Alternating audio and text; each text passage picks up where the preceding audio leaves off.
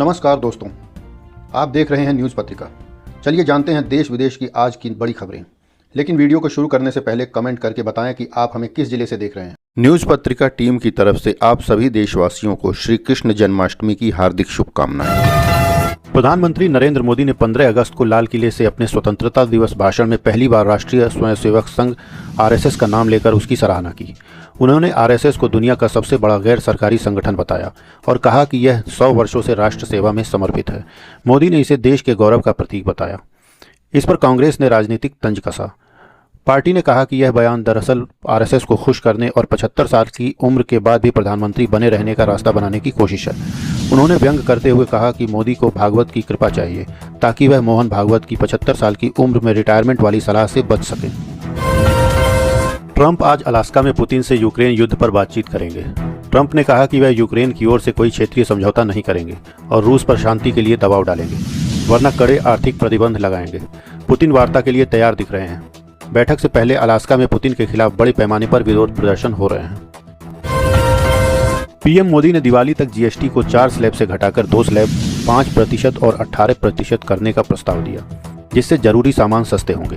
Luxury item पर 40% tax रहेगा। साथ ही पीएम विकसित भारत रोजगार योजना के तहत अगले 2 साल में 3.5 करोड़ नौकरियां देने का लक्ष्य। युवाओं को 15,000 और नियोक्ताओं को 3,000 प्रति माह प्रोत्साहन मिलेगा। दिल्ली के निजामुद्दीन इलाके में हुमायूं के मकबरे के पास स्थित दरगाह शरीफ पट्टे शाह की छत गिरने से 6 लोगों की मौत हो गई और कई घायल हो गए। हादसा उस समय हुआ जब बारिश से बचने के लिए लोग अंदर शरण लिए हुए थे। प्रशासन के अनुसार ये लोग एएसआई संरक्षित स्थल पर अवैध रूप से रह रहे थे। रेस्क्यू टीम ने घायलों को अस्पताल भेजा और मामले की जांच शुरू कर दी है। कांग्रेस कार्यकर्ताओं ने फतेहपुर में एक कैंडल मार्च निकाला और चुनाव आयुक्त को हटाने की मांग की। इस कार्यक्रम में वरिष्ठ नेता कलीमुल्ला सिद्दीकी, प्रवक्ता देवी प्रकाश दुबे, अरविंद द्विवेदी समेत कई अन्य लोग शामिल थे। गंगा का जलस्तर बढ़ने से फतेहपुर के कई गांवों में 700 बीघा फसल डूब गई, संपर्क टूटा और चारे की कमी हो गई। फतेहपुर में शुक्रवार को पूर्व सैनिक संघर्ष समिति की मासिक बैठक का आयोजन हुआ। कमल सिंह के आवास पर हुई इस बैठक में बाबूलाल सिंह की अध्यक्षता में सैकड़ों पूर्व सैनिक शामिल हुए और मुख्य चर्चा संगठन के विस्तार पर रही। पंजाब के सीएम ने ऐलान किया कि राज्य में 16 नए पुलिसकर्मी भर्ती होंगे। 1 किलो हेरोइन पकड़ने पर 1.25 लाख इनाम दिया जाएगा।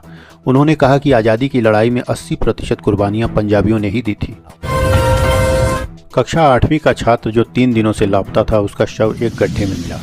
परिवार ने आरोप लगाया कि उसे अपहरण कर गला दबाकर हत्या की गई है और उसे कार में खींचकर लाया गया, फिर कानपुर देहात में फेंक दिया गया।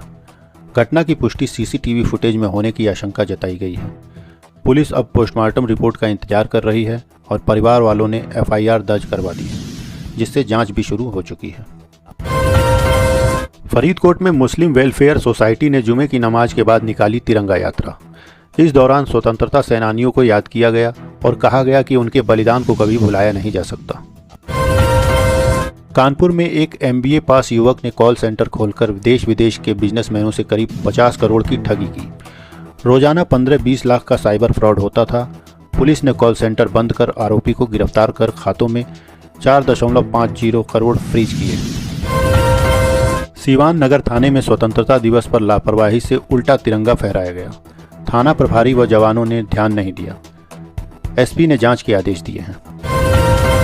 पाकिस्तान में बाढ़ की तबाही में 24 घंटे में 189 लोगों की मौत हो गई है। रेस्क्यू ऑपरेशन के दौरान हेलीकॉप्टर क्रैश हुआ, जिसमें 2 पायलट समेत 5 लोग मारे गए। ऑस्ट्रेलिया के मेलबर्न में भारतीय दूतावास के बाहर 15 अगस्त को स्वतंत्रता दिवस मनाने के दौरान खालिस्तानी समर्थकों ने हंगामा किया। भारतीय समुदाय के लोग तिरंगा फहरा रहे थे और देशभक्ति गीत गा रहे। तभी खालिस्तान समर्थक विरोध प्रदर्शन करने पहुंचे और तिरंगा फहराने से रोका। इस दौरान दोनों पक्षों के बीच नारेबाजी और मौखिक झड़प भी हुई। स्थानीय पुलिस ने तुरंत स्थिति को नियंत्रण में ले लिया। बिहार के नवादा में चौंकाने वाला मामला सामने आया। एक ट्रक में 15 फीट लंबा अजगर पाया गया, जो चाय की दुकान के पास देखा गया। स्थानीय लोग डर गए, लेकिन एक बहादुर युवक ने तुरंत कार्रवाई करते हुए अजगर को सुरक्षित तरीके से पकड़कर पास के जंगल में छोड़ दिया। इस घटना से इलाके में सनसनी फैल गई। तो ये थी आज की देश विदेश से जुड़ी बड़ी खबरें। ऐसे ही लेटेस्ट न्यूज़ अपडेट्स के लिए जुड़े रहिए न्यूज़ पत्रिका के साथ। धन्यवाद।